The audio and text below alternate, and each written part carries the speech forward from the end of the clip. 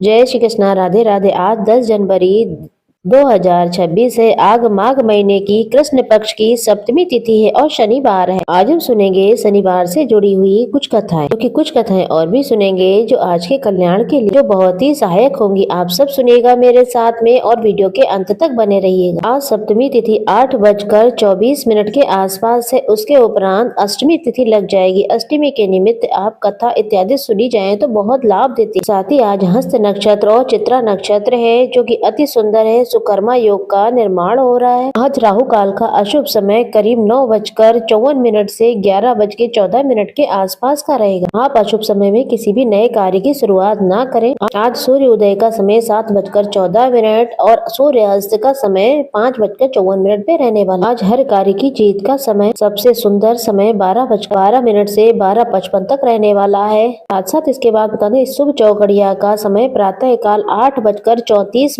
से 9:54 के आसपास का रहने वाला है। आप सब मेरे साथ बोलिए पीपल देवता की जय। कथा के अनुसार किसी गांव में एक सेठ और सेठानी रहते थे। सेठानी बहुत ही धार्मिक प्रवृत्ति की थी। नियम से भगवान विष्णु की पूजा करती थी। नियम से पीपल देवता की पूजा करती थी, जल चढ़ाती, दिया लगाती और परिक्रमा करती। सेठानी के पास वैसे तो सब कुछ था, लेकिन एक बहुत बड़ा दुख था।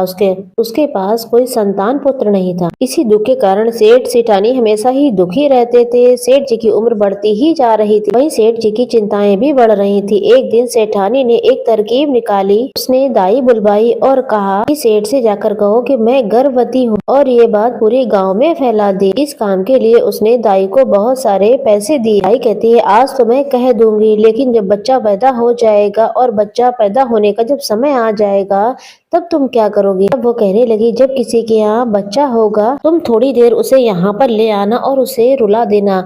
इसके लिए मैं तुम्हें बहुत सारा धन दूंगा। अब तो दाई मान गई, क्योंकि उसे पैसों का लालच हो गया था। उसने सोचा कि इस काम के तो बहुत पैसे मिलेंगे, मेरा क्या जा रहा, मैं तो कर दूंगी, जो होगा सेठानी अपने आप देख लेंगी। इस तरह झूठ में पूरे 9 महीने निकाले। 9वां महीना पूरा होते ही दाई के यहाँ किसी के यहाँ बच्चा हुआ तो दाई वो बच्चा ला करके और बच्चे को खूब जोर जोर से रुला दिया। सबको उसकी आवाज भी सुनवा दी। पूरे गाँव में कहलवा दिया कि सेठानी के तो बेटा हो गया है। अब बेटे के जन्म को तो 1.25 महीना हो गया। सेठानी ने चूल्हा पूजन का कार्यक्रम रखा। बच्चे के स्थान पर कटहर को रख दिया। सब पूछने लगे बच्चा कहाँ है, तो सेठानी बोली उसे नजर लग जाएगी, उसे बाहर नहीं लाएंगे। इस तरह धीरे धीरे 5 साल बीत गए। सेठानी ने कभी भी अपने बेटे को आज तक किसी को नहीं दिखाया। यहाँ तक कि सेठ जी ने भी अभी तक अपने बेटे का मुख नहीं देखा था। एक दिन सेठानी बोली मुझे तो अपने बेटे को काशी पढ़ने के लिए भेजना है। तो सेठ जी बोले कम से कम मुझे मेरे बेटे का मुख तो देखने दो, मुझे पता भी नहीं है कि काशी किसे पढ़ने के लिए भेजना है। सेठानी बोली अभी नहीं, जैसा मैं कह रही हूँ वैसा ही करो। अब सेठानी ने अपने बेटे को काशी पढ़ने के लिए भेज दिया। ऐसा उसने अपने मन में सोच लिया कि उसका बेटा काशी पढ़ने गया।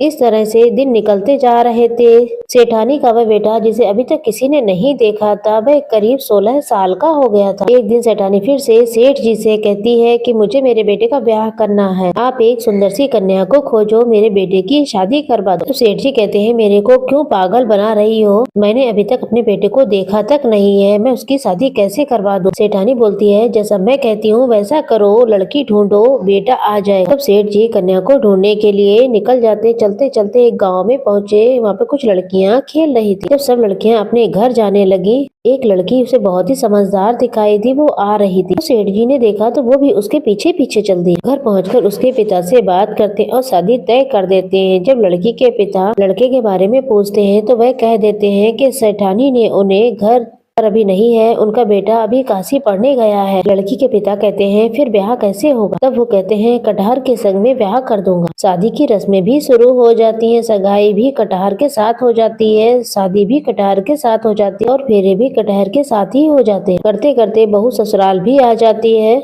बहू को घर में कुछ ही समय बीते थे। जब घर में सब कुछ अच्छा चल रहा था तो आसपास के लोगों ने दिल जलने लगे थे। सेठानी की औलाद भी नहीं थी, अब उसके घर में बहू आ गई तो सबको बहुत चिढ़ होने लगी। आसपास की सभी औरतें उससे खूब जलने लगी। एक दिन पड़ोसन ने बहू के कान भर दिए और कहा कि तूने अपने पति को कभी देखा है क्या।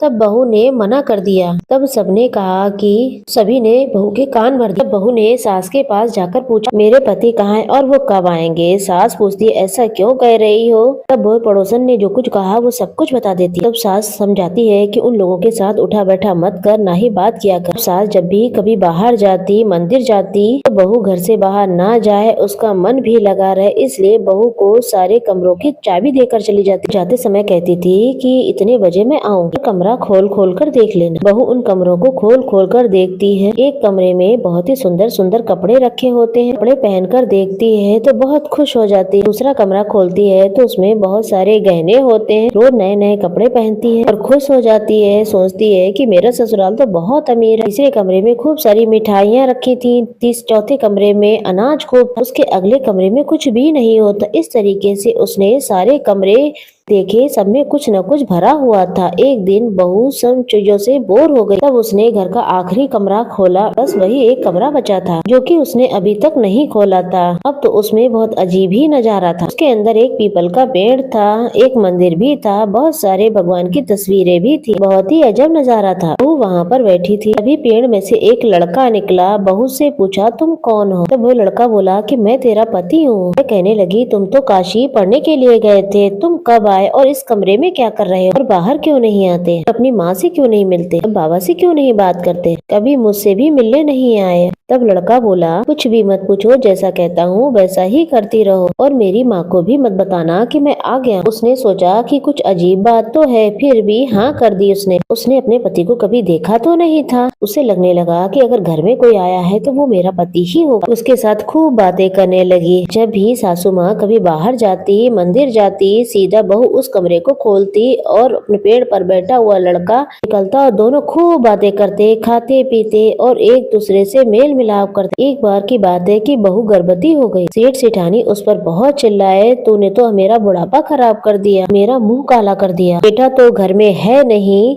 अपनी सास ससुर की बातें सुनकर बहू रोने लगी। कहती है कि आप लोग ऐसा क्यों कह रहे हैं? जब सेठानी पूछती है कि ये बच्चा किसका है, तो बहू कहती है ये तो आपके ही बेटे का है, वो तो काशी से पढ़कर आ गए हैं, सातवें वाले कमरे में छुप कर बैठे हैं और वो अभी आपसे मिलना नहीं चाहते, इसलिए आपको उनके बारे में कुछ पता नहीं है। आपके मंदिर जाने के बाद मैं रोज वहाँ जाती हूँ, फिर हम दोनों खूब बातें करते हैं, खाते पीते हैं, समय व्यतीत करते हैं और एक दूसरे से मिलते हैं। तब सास कहती है, तूने मुझे कभी कुछ बताया क्यों नहीं? बहू बोलती है कि आपके बेटे ने ही मना किया है कि अभी किसी को कुछ मत बताना, मेरी माँ को भी मत बताना। अब सासू माँ कुछ सोच में पड़ जाती और कहती है, ठीक है, अब तू अपने पति से कह देना कि अब तुम्हें बाहर आना पड़ेगा। 7वें महीने में चूड़े पहनने का कार्यक्रम था। अगले दिन सासू माँ जब मंदिर गयी तो बहू ने कमरा खोला, पेड़ में से लड़का निकला। तो बहू बताती है कि 7वें महीने में चूड़ी पहनने का ये कार्यक्रम होना है। तो वो लड़का कहता है, ठीक है, जब ये कार्यक्रम होगा तो मैं आ जाऊंगा। जब सास घर आई तो बहू से पूछा, तूने मेरे बेटे से कह दिया, उसने हाँ की है या नहीं? तब वह बोली, हाँ मैंने कह दिया और उन्होंने हाँ भी कर दी है, वो जरूर से आ जाएंगे। सास और बहू दोनों निश्चिंत हो जाती है, मन को शांति मिलती है। 7वें महीने में चूड़ी का कार्यक्रम होता है। सारा कार्यक्रम इकट्ठा होता, बहू को बैठाया गया, बेटे को बैठाने की बारी आई। इतनी ही देर में 17-18 साल का एक बहुत ही सुंदर हट्टा खट्टा गोरा